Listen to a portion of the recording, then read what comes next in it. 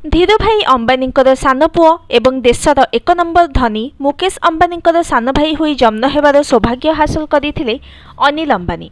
बापांकर देहांत पर संपत्ति पाई बड़ भाई सहित झगड़ा करथिले।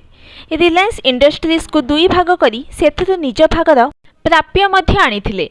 2008 रे से विश्वर षष्ठ बड़ धनी थिले। सेही समय रे तांको संपत्तिर परिमाण 4200 कोटी डॉलर थिला। एबे तांको पाखरे किछि नाही कहिले भूल हेबो नाही। तांकर अधिकांश कंपनी बंद होई जाइछि किंबा तिष्ठि रहिबाकू संघर्ष करुछंती।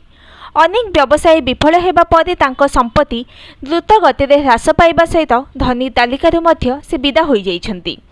तळीतळांत होई पड़िथिबा अनिल विभिन्न आईन जालरे छंदी होई पड़िछंती। तांकर केतेक कंपनी नामरे कोर्ट रे मामला चलिछि।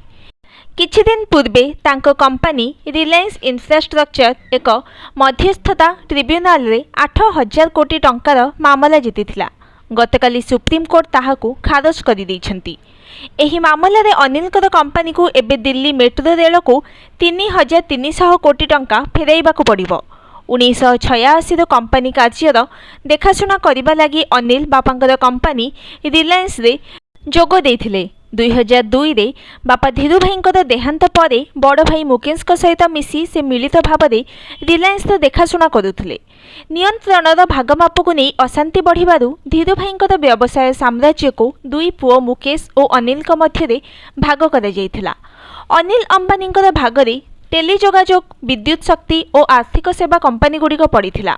बड़ भाई ठारू अलग हेबा परे निज कंपनी को द्रुत गति बढ़ाइबा लगी अनिल उद्यम करी नुआ नुआ क्षेत्र में प्रवेश करथिले। सेथिपाई से ऋण उपरे सर्वाधिक भरोसा करथिले, जहा परवर्ती समय रे तांको पई समस्यार पहाड़ ठिया कराइथिला। एरिक्सन को 550 कोटी टंका न देले जेल पठाई देबो बोली 2019 रे अनिल को सुप्रीम कोर्ट धमक देथिले।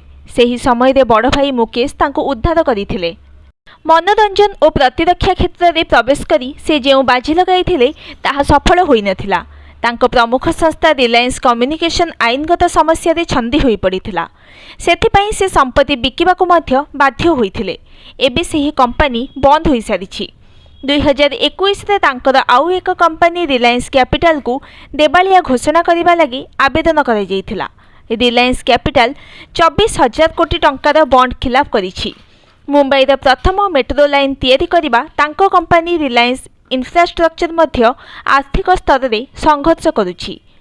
Bureau report, news today.